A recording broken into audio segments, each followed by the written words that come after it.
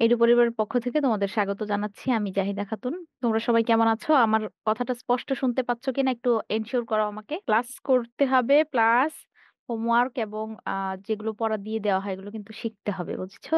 দেখো, আমরা গত ক্লাসে বাংলাদেশের ভৌগোলিক বিবরণ, তোমাদের ভূগোল বইয়ের বাংলাদেশের ভৌগোলিক বিবরণ যে চ্যাপ্টারটা আছে এটার অর্ধেক পার্ট আলোচনা করেছিলাম। অর্ধেকের বেশি হবে আলোচনা, মানে শেষ করা হয়নি ওই ক্লাসে। আমরা বাকি পার্টটুকু আজকে আলোচনা করব। আমরা গত ক্লাসে কি কি শিখেছিলাম? বাংলাদেশের ভৌগোলিক অবস্থান শিখেছিলাম। বাংলাদেশের ভেতর দিয়ে কর্কট ক্রান্তি রেখা গেছে 23 ডিগ্রি, হচ্ছে 5 মিনিট অক্ষরেখা দিয়ে। আর বাংলাদেশের ভৌগোলিক অবস্থান উত্তর অক্ষরেখায় কত, দ্রাঘিমা রেখায় কত, মনে আছে তোমাদের? বাংলাদেশের ভৌগোলিক অবস্থান, বাংলাদেশের বনভূমি, নদ নদী, পাহাড় পর্বত, এই 4টা পয়েন্ট নিয়ে কিন্তু গত ক্লাসে আমরা আলোচনা করেছিলাম। আচ্ছা, আজকে আমরা বাকি পার্টটুকু আলোচনা করব। সেগুলো হচ্ছে নদী ও জলাশয় ভরাটের কারণ, প্রভাব এবং প্রতিরোধ। ঠিক আছে? এই যে আমাদের দেশের এত এত নদী, আমাদের নদীমাতৃক দেশ বলা হয়। আমরা গত ক্লাসে বিভিন্ন ধরনের বড় বড় নদী নিয়ে আলোচনা করেছিলাম। ব্রহ্মপুত্র নদী, তারপর হচ্ছে কি পদ্মা, মেঘনা, যমুনা। হ্যাঁ, ওই নদীগুলোর উপনদী, শাখা নদী, এগুলো সব কিন্তু মুখস্থ রাখতে হবে তোমাদের। কোন নদীর উপনদী কোনটা, কোন নদীর শাখা নদী কোনটা, এগুলো কিন্তু গত ক্লাসে আলোচনা করেছি। উপনদী আর শাখা নদীর মধ্যে যে ডিফারেন্স, এটা কি কেউ বলতে পারবে? উপনদী আর শাখা নদীর মধ্যে কি ডিফারেন্স? এখানে আরেকটা নদী আছে, ধরো এদিক থেকে প্রবাহিত হয়ে এসে এই নদীতে মিশলো। এই যে একটা নদী যখন এসে আরেকটা নদীতে এভাবে মিশে, এটাকে বলা হয় উপনদী। আবার ধরো এই যে তোমার প্রবাহমান মেন নদী থেকে যদি কোনো ডানা বের হয়, এইভাবে শাখা বের হয়, এগুলোকে বলা হয় শাখা নদী। ঠিক আছে? তাহলে উপনদী হচ্ছে একটা প্রধান নদী যখন আরেকটা প্রধান নদীর সাথে মিশে, তখন ওই দুইটা হয় একে অপরের উপনদী। একে অপরের না তো, ধরো এই যে প্রধান নদীর সাথে আরেকটা প্রধান নদী এসে মিশলো, এটা হবে এই নদীর উপনদী। ঠিক আছে? আবার প্রধান নদী থেকে যখন কোনো একটা এভাবে এভাবে ডানা বের হয়, শাখা বের হয়, এগুলোকে বলা হয় শাখা নদী। এগুলো আমরা কিন্তু গত ক্লাসে আলোচনা করেছি।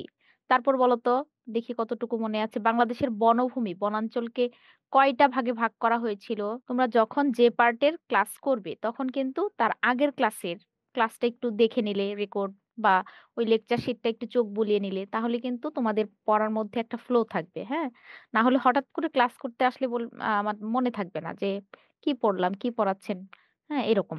এজন্য আগের ক্লাসের পড়াটা একটু চোখ বুলিয়ে নিবে, পড়ে নিবে, তাহলে পড়ার মধ্যে একটা ফ্লো থাকবে। আমরা কিন্তু ৩ ধরনের বনাঞ্চলের কথা পড়েছিলাম। একটা হচ্ছে টারশিয়ারি যুগের পাহাড়, তারপর হচ্ছে প্লাইস্টোসিন যুগের পাহাড়, আর সাম্প্রতিক কালের প্লাবন সমভূমি। এর মধ্যে প্লাইস্টোসিন কালের এবং টারশিয়ারি যুগের পাহাড়, এই ২টার পরিমাণ বেশি। সবচেয়ে বেশি হচ্ছে সমভূমির পরিমাণ। মানে পাহাড়ের পরিমাণ বেশি হচ্ছে টারশিয়ারি যুগে, আর মধ্যম উচ্চতার পাহাড়গুলো হচ্ছে প্লাইস্টোসিন যুগের পাহাড়ের মধ্যে। এবং একদম যে সমভূমি আমাদের, এটার পরিমাণ সবচেয়ে বেশি।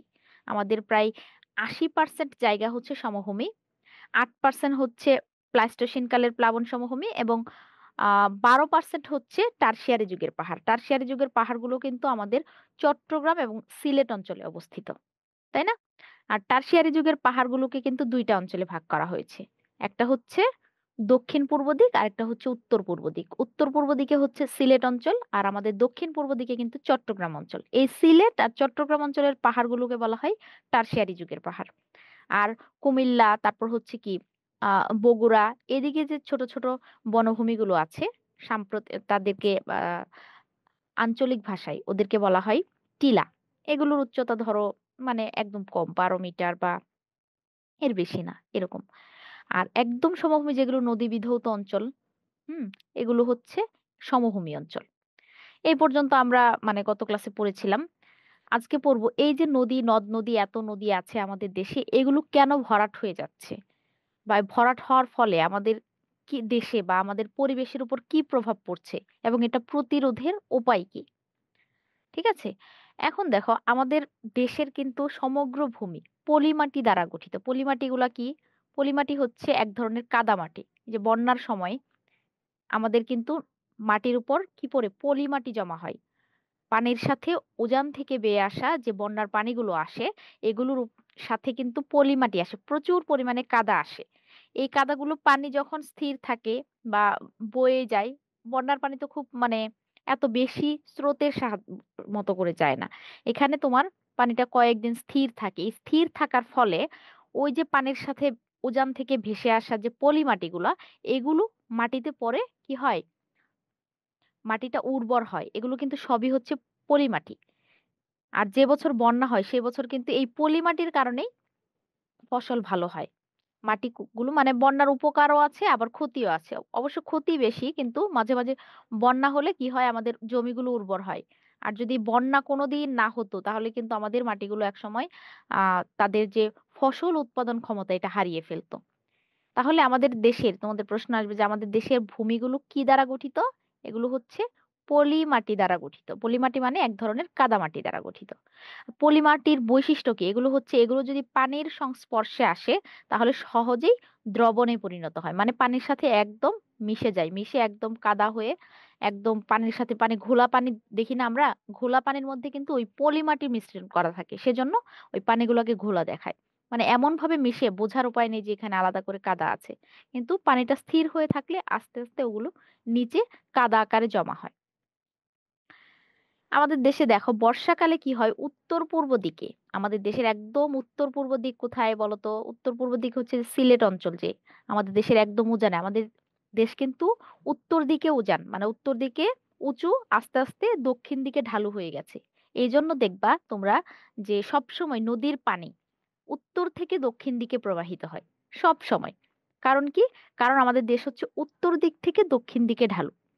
এই উত্তর-পূর্ব দিক থেকে আর আমাদের দেশের একদম উত্তরে কি আছে? ঐদিন কিন্তু ম্যাপে আমরা দেখেছি। আমাদের দেশের একদম উত্তরে হচ্ছে কি ভারতের আসাম রাজ্য, তার উপরে হচ্ছে কি আমাদের ১ম এ হচ্ছে সিলেটের পরেই হচ্ছে মেঘালয় রাজ্য। মেঘালয় রাজ্যের পরে হচ্ছে কি আসাম রাজ্য। আসামের উপরে আছে কিন্তু নেপাল। হুম?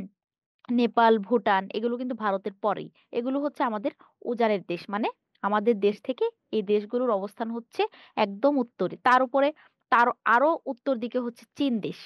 এই যে এই দেশগুলো থেকে কিন্তু এই উজান থেকে পানি পাহাড় থেকে বেয়ে ভারতের আসাম, মেঘালয় এগুলো হয়ে তারপর আমাদের দেশের দিকে এই বৃষ্টিপাতের পানি বলো, তারপরে হচ্ছে পাহাড়ের ঝর্ণা বলো সবকিছু আমাদের দেশে এইভাবে প্রবাহিত হয়। এজন্য কিন্তু কি করে আ যারা হচ্ছে এই যে নদীর অপব্যবহার করে ভারত কয়েকদিন পর, পর কি দেখায়? বাঁধ দিয়ে দিব, বাঁধ দিয়ে দেয়, তাই না? বাঁধ খুলে দেয় হঠাৎ করে। এই যে নদীর স্বাভাবিক গতিটাকে তারা বন্ধ করে দেয়। আরবি বলছো ম্যাডাম আপনার নাম কি? আমার নাম হচ্ছে জাহিদা খাতুন। আচ্ছা। দেখো আমাদের দেশের কিন্তু ৩ দিকেই ভারত। অনেক সময় ভারত কি করে এই যে রিসেন্ট যে বন্যাটা হলো এটা কিন্তু ভারতের বাঁধ খোলার কারণেই হয়েছিল। তাই না? এই যে আমাদের যে দেশ, এখানে দেখো এদিকে হচ্ছে তোমার ভারতের এদিক দিয়ে হচ্ছে কি পশ্চিমবঙ্গ। এদিক থেকে আমাদের দেশে কিন্তু এই যে নদীটা ঢুকেছে দেখছো না? এটা কিন্তু পদ্মা নদী। এদিকে আছে হচ্ছে ফারাক্কা বাঁধ। আমাদের দেশ থেকে মাত্র ১৬ কিলোমিটার দূরে। এদিকে ফারাক্কা বাঁধ। আবার এদিকে হচ্ছে তোমার সুরমা, কুশিয়ারা নদী। এই সুরমা, কুশিয়ারা নদী এদিক থেকে এসে এদিক দিয়ে হচ্ছে আমাদের সিলেট দিয়ে আমাদের দেশে ঢুকেছে। এদিকে ওরা দিয়েছে হচ্ছে টিপাইমুখী বাঁধ। মানে ওরা বাঁধ দিয়ে কি করে? এই যে নদীর পানির যে প্রবাহটা, এদিক থেকে ওরা বন্ধ করে দেয়। আবার এদিক দিয়ে আমাদের হচ্ছে এদিক দিয়ে ঢুকেছে পঞ্চগড় সরি এদিক দিয়ে হচ্ছে ব্রহ্মপুত্র নদ ঢুকেছে। একদম ভারতের কৈলাস শৃঙ্গের মানস সরোবর থেকে এখানে একটা শৃঙ্গ আছে পাহাড়, কৈলাস পাহাড় নামে। ওইটার একদম মানস সরোবর থেকে ব্রহ্মপুত্র নদের সৃষ্টি হয়েছে। এদিক দিয়ে এসে এদিক দিয়ে হচ্ছে ব্রহ্মপুত্র নদ এই যে নদটা দেখছো এটা হচ্ছে ব্রহ্মপুত্র। এটা আমাদের দেশে প্রবেশ করেছে। ঠিক আছে? তাহলে এই যে এত, এত নদী সব কিন্তু বেশিরভাগ নদীই কিন্তু ভারত থেকে বাংলাদেশে প্রবেশ করেছে। এর জন্য তারা হচ্ছে এই অপব্যবহারগুলো করে। মানে পানি বাদ দিয়ে ওরা ওদের দেশে পানির যখন ক্রাইসিস থাকে তখন ওগুলো ব্যবহার করে। আর যখন বন্যার মৌসুম আসে, হ্যাঁ? বর্ষা মৌসুম আসে তখন তো পানি সব জায়গায় পানি থই, থই করে। তখন তারা কি করে আবার সেই পানিটা ছেড়ে দেয়। এদিক থেকে হঠাৎ করে পানি বাঁধ ভাঙা পানি যদি ছেড়ে দেয় তাহলে কি অবস্থা হয় দেশের, আমাদের দেশের? এই কাজগুলো তারা করে। এগুলো অবশ্যই মানে অনৈতিক কাজ। আচ্ছা। তাহলে আমাদের দেশের উজানে থাকার কারণে তারা কিন্তু এই পানির অপব্যবহার বা নদীর অপব্যবহারগুলো করে থাকে। এই যে এদিকে ভারত, আসাম দেখলে না এই যে মেঘালয়, এইটুকু মেঘালয়। তারপর হচ্ছে অ্যা এদিক থেকে হচ্ছে কি এই পর্যন্ত আসাম, একদম এই পর্যন্ত আসাম। এদিকে হচ্ছে ভারতের ত্রিপুরা রাজ্য, এদিকে হচ্ছে মিজোরাম রাজ্য। আবার এদিক থেকে এইটুকু হচ্ছে এদিক থেকে এগুলো হচ্ছে মিয়ানমার, হ্যাঁ? এই মিয়ানমার আর হচ্ছে ভারত এই ২ টাই কিন্তু আমাদের প্রতিবেশী দেশ। মানে আমাদের দেশের সীমানার সাথে যুক্ত আছে। আবার এদিকে হচ্ছে তোমার হচ্ছে নেপাল, ভুটান এদিকে আছে। তার উজানে হচ্ছে আরো উত্তরে হচ্ছে চীন দেশ। এই যে এই দেশগুলো থেকেও কিন্তু নদী প্রবাহিত হয়ে ভারতের ভেতর দিয়ে আমাদের দেশে প্রবেশ করে। আচ্ছা।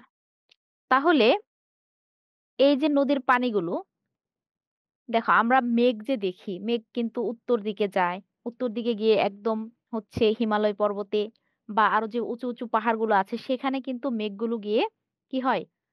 ঘনীভূত হয়। সেখান থেকে ওই যে মেঘের ঘনীভূত পানিগুলো ঝর্ণা আকারে আ একদম পাহাড় বেয়ে নেমে এই ঝর্ণার পানিগুলো কিন্তু নদী আকারে আবার সেই সাগরে গিয়ে মেশে।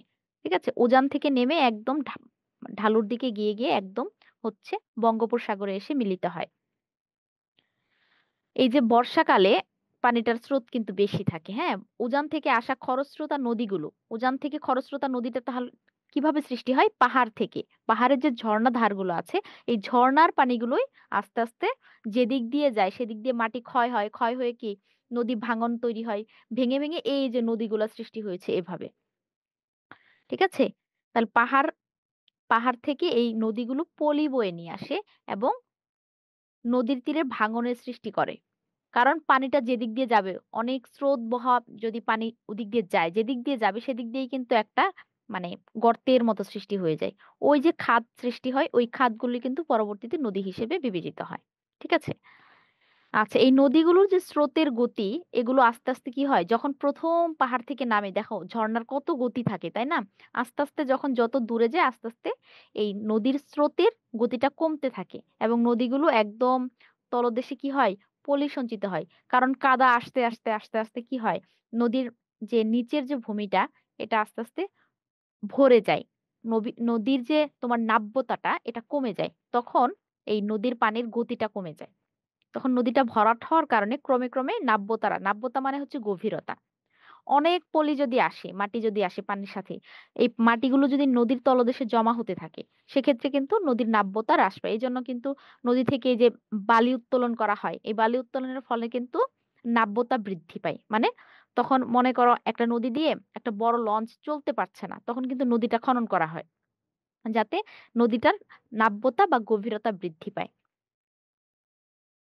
এই নাব্যতাটা কেন হ্রাস পায়? কারণ হচ্ছে নদীতে পলি জমার কারণে। আবার অতিরিক্ত পরিমাণ হ্যাঁ, বালি উত্তোলন করলে কিন্তু সেখানে কি হয়? এক জায়গায় খাদের সৃষ্টি হয়, আরেক জায়গায় ভরা থাকে এরকম। মানে অনেক সময় অবৈধভাবে কিন্তু তোমার করা হয়। নদীর পানি থেকে বালি উত্তোলন করা হয়। তখন কিন্তু ওইটা না। একদম এমনভাবে করতে হবে যাতে সব জায়গায় একটা লেভেলে থাকে। হ্যাঁ? তাহলে নদীর নাব্যতাটা বজায় থাকে। আচ্ছা। এই যে জলাশয়, নদী-নালা এগুলো ভরাটের কারণে বর্ষাকালে কি হয়? পানির প্রবাহ ধারাটা বাধাগ্রস্ত হয়। তখন কি হয়? নদী দিয়ে তো পানি মানে লোড হচ্ছে না। পানিটা কি করে? নদীর নাব্যতা না থাকার কারণে তারা উপচে পড়ে এই নদীর যে ২ কূল সেগুলো উপচিয়ে বন্যার সৃষ্টি করে। আর শুষ্ক মৌসুমে কি হয়? পানিগুলো তো কম থাকে। তখন নৌ চলাচল, সেচ ব্যবস্থা, মাছ চাষ এগুলো ব্যাহত হয়। আচ্ছা। এগুলো হচ্ছে আমাদের নদী ভরাটের কারণে কি হয় প্রভাব পড়লাম, নদী ভরাটের কারণ পড়লাম। পলির কারণে নদীগুলো ভরাট হয়। তারপর হচ্ছে ইদানিং তো হচ্ছে মানুষের ময়লা আবর্জনা ফেলার কারণেও কিন্তু এই দেখো আমাদের ঢাকার কি অবস্থা। বুড়িগঙ্গা নদীর দিকে তাকানো যায় না। এই যে মানুষের সৃষ্ট কারণেও কিন্তু নদীগুলো ভরাট হয়ে যাচ্ছে। তাই না? মানব সৃষ্ট কারণ এবং প্রাকৃতিক কারণ হচ্ছে কি পলি মাটি দ্বারা নদী ভরাট হচ্ছে, তার নাব্যতা হারাচ্ছে। আর মানব সৃষ্ট কারণ কি? ময়লা আবর্জনা ফেলার কারণে হচ্ছে। আর এর প্রভাবে কি হচ্ছে? এর প্রভাবে হচ্ছে আমরা নদীর যে জলজ প্রাণীগুলো তাদের বিকাশ হচ্ছে না। মানুষ বিভিন্ন ধরনের পানিবাহিত রোগে আক্রান্ত হচ্ছে। নৌ চলাচল ব্যাহত হচ্ছে। এই যে প্রভাবের কারণে এগুলো হচ্ছে। আর এখন এটা কিভাবে প্রতিরোধ করা যায়? এই জিনিসগুলো প্রতিরোধ করার জন্য অবশ্যই আমাদের সচেতন হতে হবে তো এক এবং সরকারের পাশাপাশি আমাদের জনগণেরও পাশে দাঁড়াতে হবে। আমরা যদি সবাই মিলে চেষ্টা করি যে নদীতে এই যে কলকারখানার যে রাসায়নিক দ্রব্যগুলা এগুলো ফেলা প্রতিরোধ করতে পারি। হুম? ময়লা আবর্জনা ফেলা প্রতিরোধ করতে পারি। নদী ভরাটের ক্ষেত্রে নদীর পাড়ের যে অবৈধ স্থাপনাগুলো এগুলো যদি প্রতিরোধ করা যায় তাহলে কিন্তু অনেকাংশেই এটা সম্ভব। সম্মিলিত প্রচেষ্টা দ্বারা। সম্মিলিত প্রচেষ্টা ছাড়া কিন্তু এটা কখনোই সম্ভব না। আচ্ছা, এবার আসো জলবায়ু। জলবায়ুটা কি? জলবায়ু হচ্ছে কোনো স্থানের ৩০ থেকে ৪০ বছরের আবহাওয়ার একটা গড় অবস্থা। ঠিক আছে? আর আবহাওয়াটা কি? আবহাওয়া হচ্ছে কোনো স্থানের দৈনিক যে আ পরিবেশের যে অবস্থাটা থাকে, হুম? এটা হচ্ছে আবহাওয়া। মানে আবহাওয়া চেঞ্জেবল। যেকোনো টাইমে আবহাওয়া চেঞ্জ হচ্ছে। সকালে রোদ, বিকালে বৃষ্টি। হ্যাঁ? এরকম হতে পারে। আবহাওয়া হচ্ছে পরিবর্তনীয়। যেকোনো টাইমে আবহাওয়া পরিবর্তন হতে পারে। কিন্তু জলবায়ুটা কি? জলবায়ুটা হচ্ছে একদম একটা ফিক্সড যে জানুয়ারি মাসে শীত থাকবে, জুন মাসে গরম থাকবে এরকম। মানে একটা বছরের একটা নির্দিষ্ট সময় আবহাওয়াটা ওই লেভেলের থাকবে। ওরকম একটা পজিশনে থাকবে। এরকম একটা যে তুমি আগে থেকেই আমরা ভেবে রাখতে পারি বা আমরা দেখি যে হচ্ছে কি নভেম্বর থেকে জানুয়ারি পর্যন্ত শীত থাকছে। জানুয়ারি বা ফেব্রুয়ারি পর্যন্ত। ফেব্রুয়ারির পর থেকে আস্তে, আস্তে শীত কমে যাচ্ছে। এপ্রিল থেকে একদম গরম শুরু হয়ে গেল। হুম? তারপর হচ্ছে আবার ডিসেম্বর থেকে আস্তে, আস্তে ঠান্ডা আবহাওয়া আসতে শুরু করে। এই যে মানে সারা বছরের ৩০ থেকে ৪০ বছরের এটা তো আমরা দেখছি আমাদের জন্মের পর থেকে একই অবস্থা। আরো আগে থেকে একই অবস্থা ছিল। কিন্তু মানে ম্যানুয়ালি ধরা হয়েছে যে মেক্সিমাম ৩০ থেকে ৪০ বছর যে সময়ের মধ্যে একটা দেশের বা একটা স্থানের আবহাওয়ার যে গড় অবস্থাটা এটা হচ্ছে জলবায়ু। জলবায়ু একটা দীর্ঘমেয়াদী ব্যবস্থা। আর আবহাওয়াটা হচ্ছে একটা মানে চেঞ্জেবল এটা যেকোনো সময় যেকোনো আ স্থানে কি হতে পারে এটা পরিবর্তন হতে পারে। তাই না? আচ্ছা, আমাদের দেশের জলবায়ুটা কেমন এটা একটু আলোচনা করি। দেখো, আমাদের দেশের আবহাওয়াটা হচ্ছে জলবায়ুটা হচ্ছে সমভাবাপন্ন। মানে মাঝামাঝি। এটা বেশি শীত না, বেশি গরমও না। মানে আমাদের দেশে কিন্তু নাতিশীতোষ্ণ আবহাওয়া। এই যে গরমকাল আসছে, শীতকাল আসছে তাই। কিন্তু অনেক, অনেক দেশ আছে যে কি সারা বছর কি থাকে? ওদের মধ্যে শীত থাকে, শীতপ্রধান দেশগুলো। আবার মরুভূমি অঞ্চলের যে মধ্যপ্রাচ্যের দেশগুলো, এগুলোর মধ্যে কি হয়? সারা বছর গরম থাকে, এরকম। তাহলে আমাদের দেশের আবহাওয়াটা হচ্ছে নাতিশীতোষ্ণ বা সমভাবাপন্ন। দেশের মাঝামাঝি স্থান দিয়ে আমাদের দেশের মাঝামাঝি স্থান দিয়ে কোন রেখা গেছে আমরা গত ক্লাসে পড়েছি কর্কট ক্রান্তি রেখা। কর্কট ক্রান্তি রেখাটা কি? কর্কট ক্রান্তি রেখাটা হচ্ছে ২৩°৫' উত্তর অক্ষরেখাটা। এটাকে বলা হয় কর্কট ক্রান্তি রেখা। এটা আমাদের দেশের ভেতর দিয়ে চলে গেছে। আর এটা আমাদের দেশের ভেতর দিয়ে অতিক্রম করার কারণে ক্রান্তীয় যে জলবায়ুটা আছে, এটা আমাদের দেশে বিরাজ করে। আচ্ছা। আর মৌসুমী জলবায়ু যেটা, এটার বৈশিষ্ট্য কি? বছরের বিভিন্ন সময়ে বিভিন্ন ঋতুর আবির্ভাব। মৌসুমী মানে কি? বিভিন্ন মৌসুম। মৌসুম মানেই ঋতু, হ্যাঁ? আমরা বলি না এই মৌসুমে এই ফসল হয় এরকম। বিভিন্ন সময় বিভিন্ন ঋতু। এই মৌসুমী মানে কি? বিভিন্ন মৌসুমে বিভিন্ন ধরনের জলবায়ু আমরা দেখতে পাই। বিভিন্ন ধরনের ঋতু আসে। বর্ষাকালে বৃষ্টি হয়, শীতকালে শীত লাগে, হ্যাঁ? বসন্তকালে নানা ধরনের ফুল ফোটে, হ্যাঁ? এই যে বিভিন্ন ৬ রকমের মৌসুম কিন্তু আমরা দেখতে পারি, তাই না? এরকমই হচ্ছে আমাদের জলবায়ু। কিন্তু আজকাল কি হচ্ছে এখন বর্তমানে মানে শীতকাল সংকুচিত হয়ে আসছে কিন্তু। বর্ষাকাল কমে যাচ্ছে। তারপর হচ্ছে কি গ্রীষ্মকালের প্রবণতাটা বেড়ে যাচ্ছে। মানে গরমকালটার প্রাধান্য এর কারণ হচ্ছে এই যে পৃথিবীর তাপমাত্রা বৃদ্ধি পাচ্ছে কিন্তু। কার্বন ডাই অক্সাইডের পরিমাণ দিন, দিন বৃদ্ধি পাচ্ছে, অক্সিজেনের পরিমাণ কমে যাচ্ছে। এই কারণে আমাদের পৃথিবীর ২ মেরুতে উত্তর এবং দক্ষিণ মেরুতে যে জমাকৃত বরফগুলো আছে, এগুলো কিন্তু গলে যাচ্ছে। গলে যাওয়ার ফলে কি হচ্ছে? সমুদ্রের পানির উচ্চতাটা বেড়ে যাচ্ছে। এর ফলে সমুদ্রের তীরবর্তী যে অঞ্চলগুলো আছে, যেকোনো দেশ হোক, মহাদেশ হোক, এগুলোও কিন্তু আস্তে, আস্তে সমুদ্রের তলদেশে চলে যাচ্ছে। এর মধ্যে আমাদের দেশও কিন্তু একটা রিস্কে রয়েছে।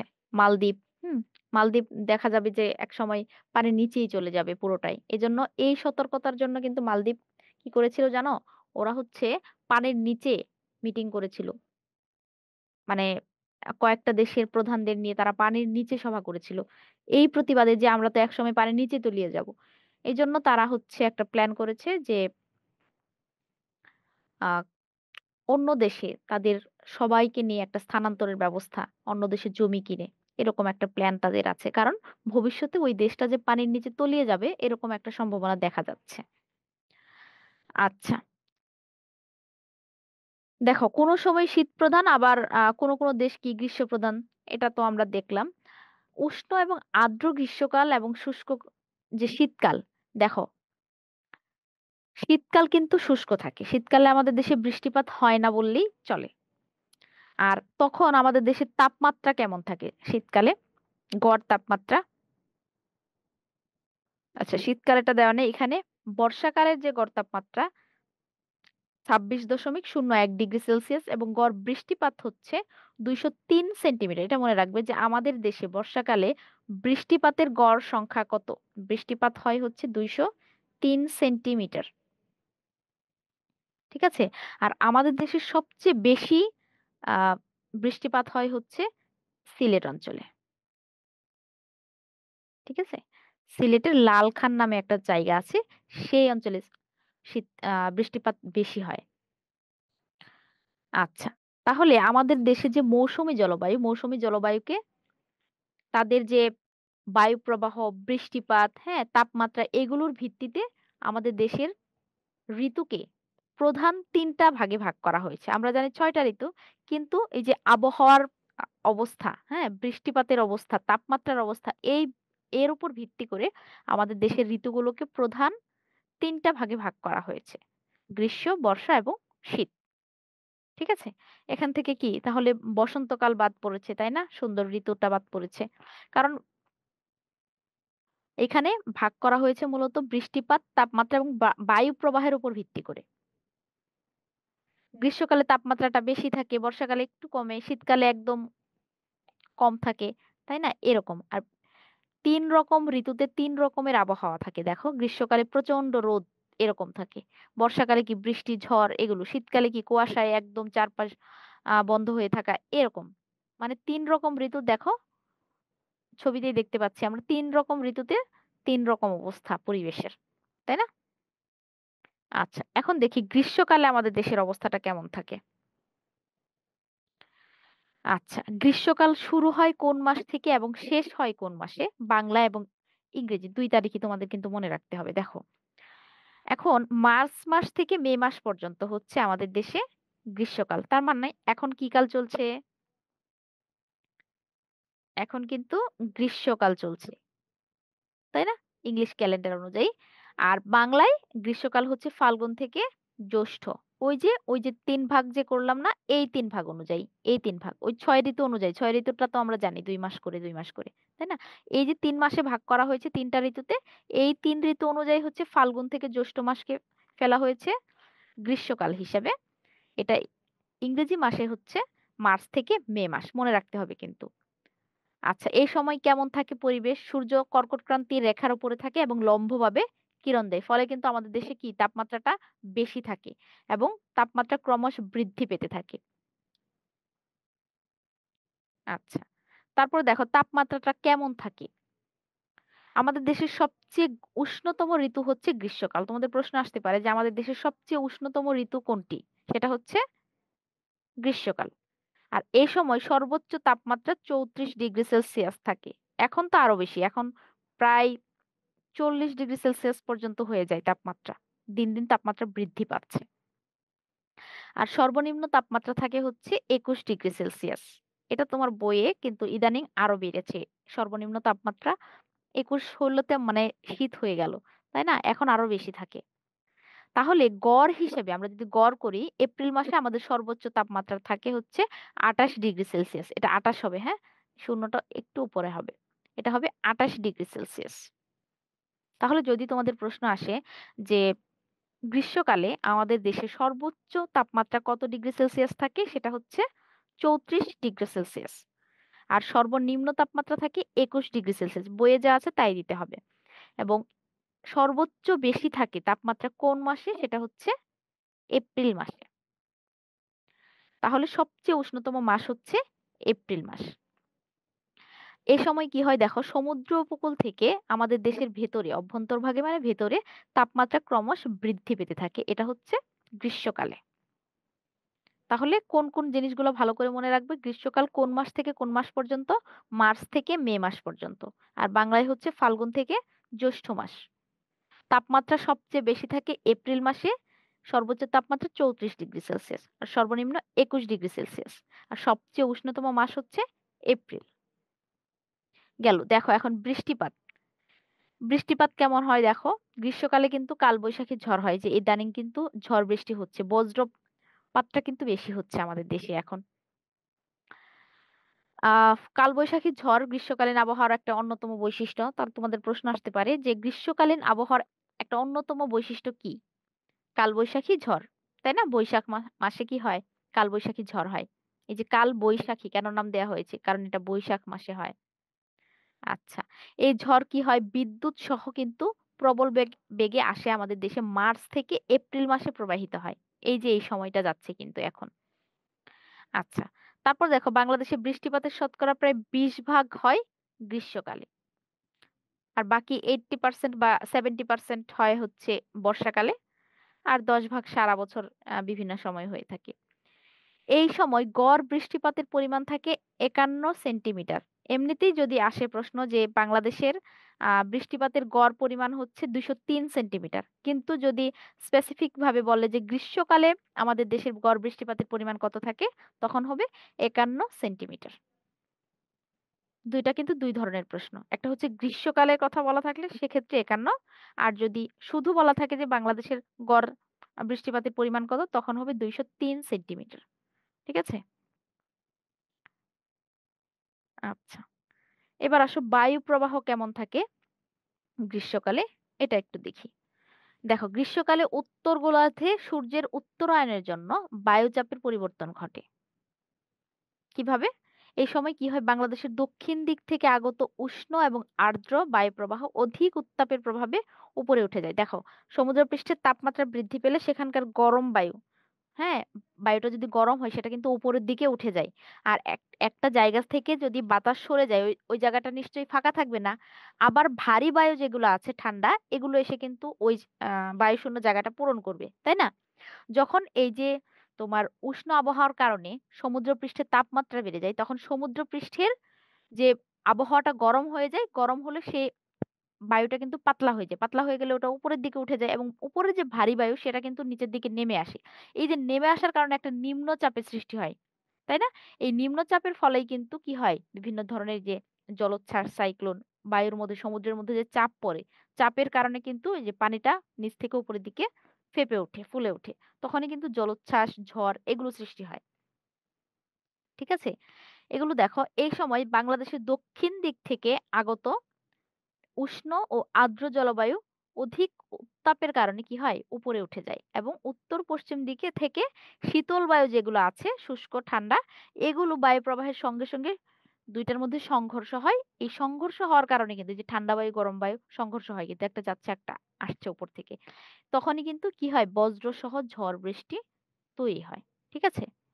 কোন দিক থেকে কোন ধরনের নদী আমাদের দেশে প্রবেশ করেছে, কোন ধরনের বায়ু প্রবাহ আমাদের দেশে আসে। আচ্ছা, এখন দেখো বর্ষাকাল। বর্ষাকাল কোন মাস থেকে কোন মাস পর্যন্ত? বাংলাদেশের জুন থেকে, দেখো এখানে ছিল কিন্তু মে মাস পর্যন্ত। গ্রীষ্মকাল মার্চ থেকে শুরু করে মে, মার্চ, এপ্রিল, মে 3 মাস। মের পরে কি? জুন মাস। এই জুন মাস থেকে শুরু হবে বর্ষাকাল। দেখো জুন থেকে অক্টোবর পর্যন্ত, June, July, August, September, October পর্যন্ত। হ্যাঁ, 5 মাস। এই এই যে সময়টা, এটাকে বলা হয়েছে বর্ষাকাল। কোন মাস থেকে কোন মাস পর্যন্ত কি কালের, এগুলো কিন্তু ভালো করে খেয়াল রাখতে হবে। ওখানে মে পর্যন্ত শেষ হয়েছে, এখানে জুন থেকে শুরু হয়েছে, জুন থেকে একদম অক্টোবর পর্যন্ত। আর বাংলায় হচ্ছে জ্যৈষ্ঠ থেকে কার্তিক মাস পর্যন্ত হচ্ছে বর্ষাকাল। ঠিক আছে? আর গ্রীষ্ম ও শীতের মাঝামাঝি বৃষ্টিবহুল যে সময়টা, সেটাই হচ্ছে কিন্তু বর্ষাকাল। এটাকে আমরা বর্ষা ঋতু বলি। দেখো জুন মাসের প্রথম দিকে মৌসুমী বায়ুর আগমনের সঙ্গে সঙ্গে বর্ষাকাল শুরু হয়ে যায়। তাহলে বর্ষাকাল শুরু হয় কিন্তু জুন মাসের প্রথম দিকে। আর দেখো এই সময় তাপমাত্রা কেমন থাকে? বর্ষাকালে সূর্য বাংলাদেশের প্রায় লম্বভাবে কিরণ দেয়, ফলে তাপমাত্রা বৃদ্ধি পায়, বাড়তে থাকে। এখন কিন্তু এই যে 1 মাস পর মে মাস চলতেছে, জুন মাস থেকে বর্ষাকাল শুরু হয়ে যাবে, এখনই শুরু হয়ে গেছে। হ্যাঁ, এই তাপমাত্রা কিন্তু বৃদ্ধি পেতেই আছে, তাই না? তাপমাত্রা কিন্তু কমছে না, বাড়ছে। আচ্ছা, এই সময় কি হয়? আকাশে মেঘ থাকে, প্রচুর বৃষ্টিপাত হয়। ফলে এই সময় অধিক তাপমাত্রা অনুভূত হয় না। যখন আবার ধরো প্রচুর গরম, এর মধ্যে হঠাৎ করে যখন বৃষ্টি নামে, তখন কিন্তু আবার তাপমাত্রাটা কমে যায়। আমাদের ভেতরে কি ঠান্ডা অনুভূতি হয় বৃষ্টির যখন ঠান্ডা আবহাওয়াটা আসে, তাই না? আচ্ছা। আর এ সময় গড় তাপমাত্রা থাকে হচ্ছে ২৭°C হবে। এটা ২৭০ হবে না।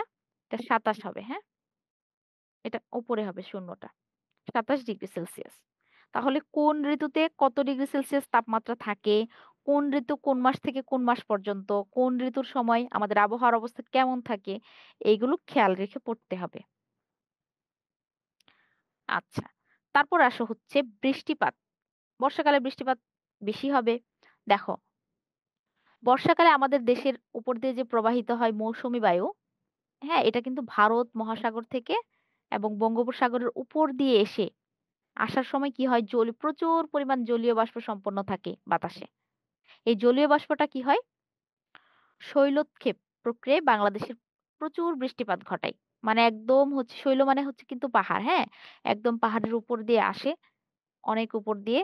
তখন কিন্তু এই যে মৌসুমী বায়ুর সাথে যে পরিমাণ জলীয় বাষ্পটা থাকে, এগুলো কিন্তু অনেক ভারী হয়ে যায় তখন। অধিক পরিমাণে বাতাসে পানি জমার কারণে। ওই পানিটা তখন আর বাতাসে কি করতে পারে না? ভেসে থাকতে পারে না। তখনই ওইগুলো কি হয়? বৃষ্টি হয়ে নিচে নেমে আসে। বছরের মোট আমাদের বৃষ্টিপাতের প্রায় ৮০ ভাগ যেটা বলেছিলাম তোমাদের, এই ৮০% কিন্তু এই বর্ষাকালে হয়। আর ৮% এর মতো হয় হচ্ছে আমাদের গ্রীষ্মকালে, ১২% হয়। আর ৮% সারা বছর জুড়ে হয়। আচ্ছা। তারপর আসো বায়ু প্রবাহ। দেখো বর্ষাকালে আমাদের বায়ু প্রবাহটা কেমন থাকে? জুন মাসে বাংলাদেশের উপর সূর্যের যে অবস্থান, এটার কারণে বায়ুচাপের পরিবর্তন ঘটে। আস্তে, আস্তে কিন্তু বায়ুচাপের পরিবর্তনটা ঘটবে। কিভাবে? বঙ্গোপসাগর থেকে আগত দক্ষিণ-পশ্চিম অয়ন বায়ু প্রবাহিত হতে শুরু করলে, বঙ্গোপসাগর থেকে যখন দক্ষিণ-পশ্চিম দিক থেকে যে বায়ুটা আসে এটার নাম বলা হয় অয়ন বায়ু। এটা যখন আসে তখন আমাদের বর্ষাকাল আরম্ভ হয়। দক্ষিণ-পূর্বর যে অয়ন বায়ুটা সেটা নিরক্ষরেখা অতিক্রম করলে, আচ্ছা, ফেরেলের সূত্র অনুসারে, ফেরেল কিন্তু একজন ভূগোলবিদ। তার সূত্র অনুসারে উত্তর গোলার্ধের ডান দিকে বেঁকে দক্ষিণ-পশ্চিম মৌসুমী বায়ুতে পরিণত হয়। এই যে বাতাসটা আমাদের উত্তর গোলার্ধে, আমাদের আমরা কিন্তু পৃথিবীর উত্তর গোলার্ধে, তাই না? এই উত্তর গোলার্ধের দিকে বেঁকে যখন দক্ষিণ-পশ্চিম দিকে চলে আসে, ওই দিক দিয়ে আমাদের মৌসুমী বায়ুটা প্রবেশ করে আমাদের দেশে। মৌসুমী বায়ুতে পরিণত হয়। ঠিক আছে? বর্ষাকাল কি হয়? বর্ষাকালের শেষে বাংলাদেশের মাঝে, মাঝে কি হয়? ঘূর্ণিঝড় আঘাত হানে। জলীয় বাষ্পপূর্ণ এই বায়ু হিমালয় পর্বতে, নেপালের একদম বাংলাদেশের উত্তরে, সেখানে আবার বাধা পায়। এই যে বায়ুটা এদিক থেকে গেল, গিয়ে কিন্তু একদম সোজা যখন চলতে থাকে প্রচন্ড বেগে, তখন কিন্তু আমাদের দেশের একদম উত্তরে নেপালে কিন্তু হিমালয় পর্বত আছে। সেখানে কিন্তু গিয়ে বাতাসটা বাধা পায়। বাধা পেয়ে কিন্তু আবার ব্যাক করে বাংলাদেশের উত্তরে। তখনই কিন্তু প্রচুর বৃষ্টিপাত ঘটায় এবং শুরু হয় বর্ষাকাল। তাহলে বর্ষাকালে আমাদের দেশে গড় বৃষ্টিপাত কিন্তু ২০৩ সেন্টিমিটার হয়, তাই না? আর এমনিতেই যদি বলে গ্রীষ্মকালে তখন সেটা হবে কি ৫১ সেন্টিমিটার। আর দক্ষিণ-পশ্চিম মৌসুমী বায়ু প্রবাহিত হয় কোন ঋতুতে? বর্ষা ঋতুতে। এই যে দক্ষিণ-পশ্চিম মৌসুমী বায়ু। আর ঘূর্ণিঝড় কেন হয়?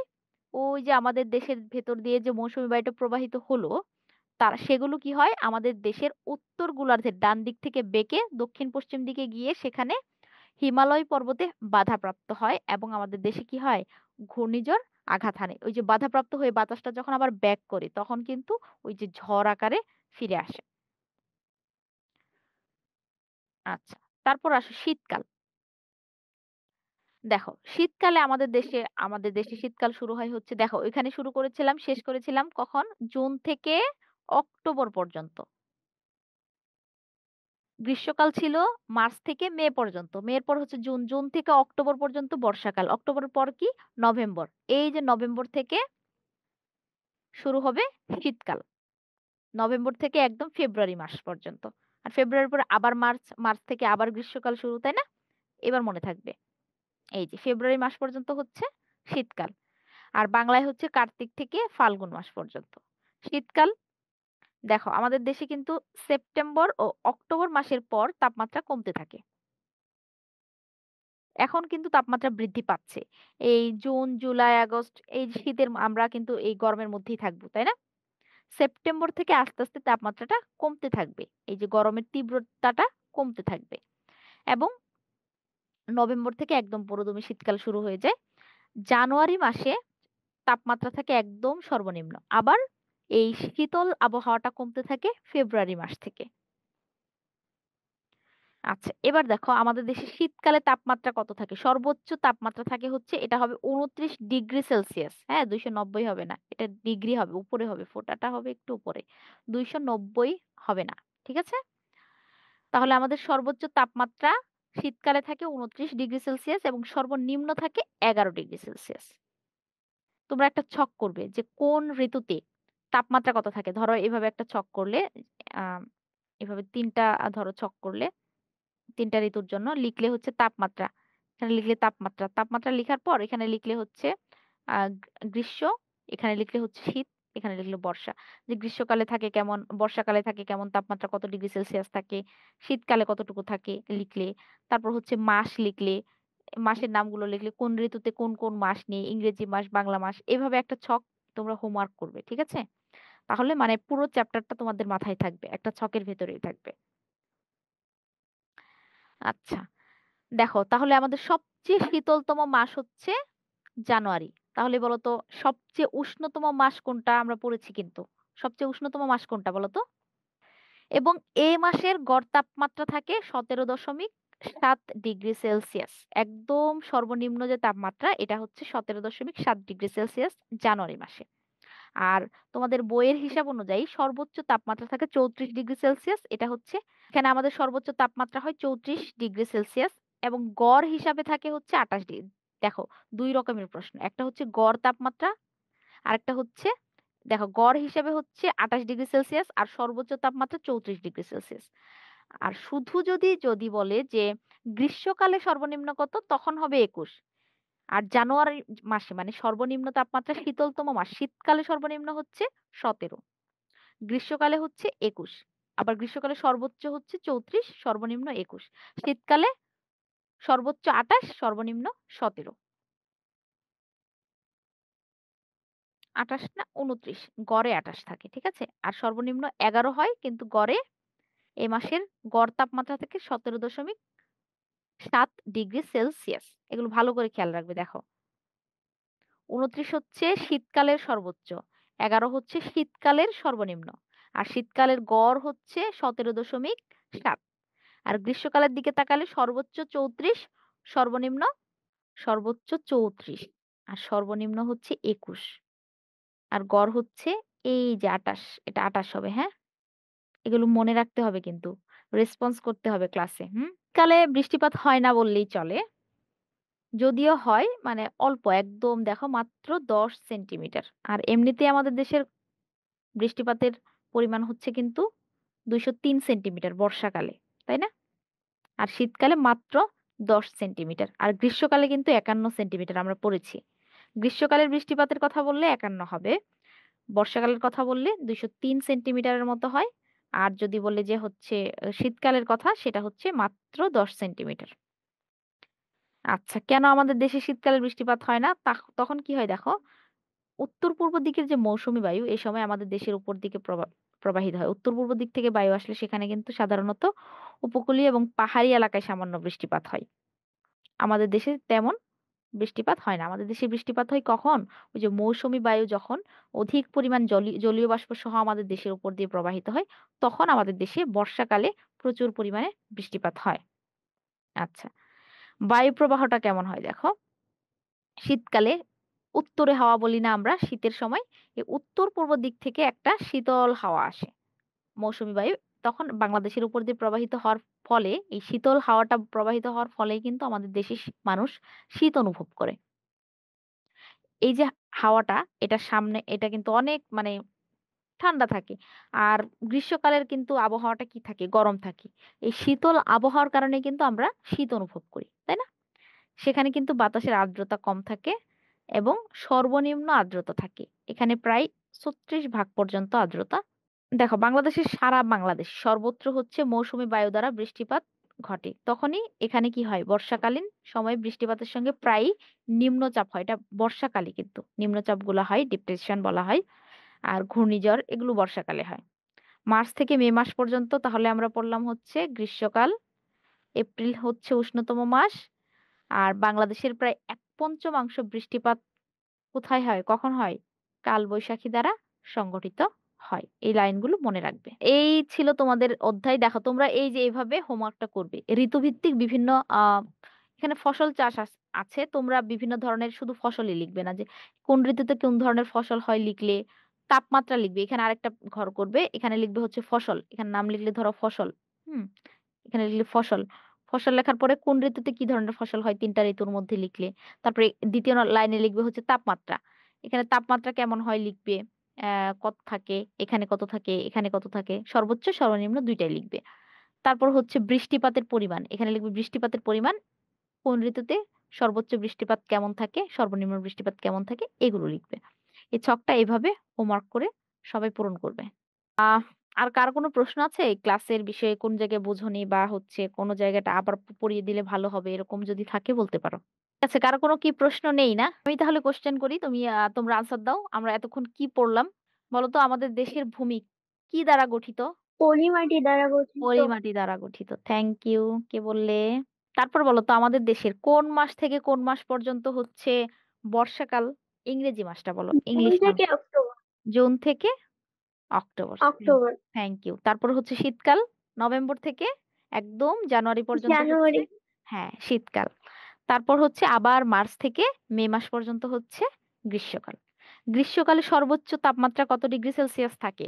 সর্বোচ্চ থাকে ৩৪ ডিগ্রি সেলসিয়াস। ঠিক আছে? আমাদের দেশের ঋতুগুলোকে প্রধান কয়টা ভাগে ভাগ করা হয়েছে? প্রধান ৩ টা ভাগে ভাগ করা হয়েছে। কি, কি? বর্ষাকাল বর্ষাকাল আর আর শীতকাল। শীতকাল। তাহলে বলো তো গ্রীষ্মকালে সর্বনিম্ন তাপমাত্রা কত ডিগ্রি সেলসিয়াস থাকে? ২১ ডিগ্রি সেলসিয়াস। Thank you. তারপর হচ্ছে আমাদের দেশের গড় বৃষ্টিপাত। এমনি যদি প্রশ্ন আসে যে গড় বৃষ্টিপাতের পরিমাণ কত থাকে তাহলে কত বলবে? গড় বৃষ্টিপাত বললে ২০৩ সেন্টিমিটার হবে। আর যদি বলে যে গ্রীষ্মকালে গড় বৃষ্টিপাত কত তখন হবে ৫১ ডিগ্রি সেলসিয়াস। আর যদি বলা হয় যে শীতকালে কত ওটা হবে মাত্র কত ১০ ডিগ্রি সেলসিয়াস এরকম। সেলসিয়াস না সেন্টিমিটার সরি। আচ্ছা ঠিক আছে। এই ছিল তোমাদের ক্লাস। সবাই কিন্তু হোমওয়ার্কটা করবে। আর তোমাদের এই চ্যাপ্টারে যে সৃজনশীল প্রশ্নগুলো আছে ওই ২ টা সুন্দর করে শিখে খাতায় লিখবে। লিখে হোমওয়ার্ক আকারে তোমাদের গ্রুপে সাবমিট করবে। ঠিক আছে? এই হচ্ছে তোমাদের হোমওয়ার্ক। আর তোমাদের মেইন বই ছাড়া যদি আরো কোনো সাপোর্ট বই থাকে ওইখান থেকে এই চ্যাপ্টারের যতগুলো হচ্ছে এমসিকিউ আছে এবং হচ্ছে জ্ঞানমূলক যে প্রশ্নগুলা এগুলো পড়ে ফেলবে। তাহলে এই অধ্যায়ের উপরে তোমাদের আর কার কোনো প্রশ্ন না থাকলে তাহলে আমাদের ক্লাসটা শেষ করি। সবাই ভালো থেকো, সুস্থ থেকো। আসসালামু আলাইকুম সবাইকে।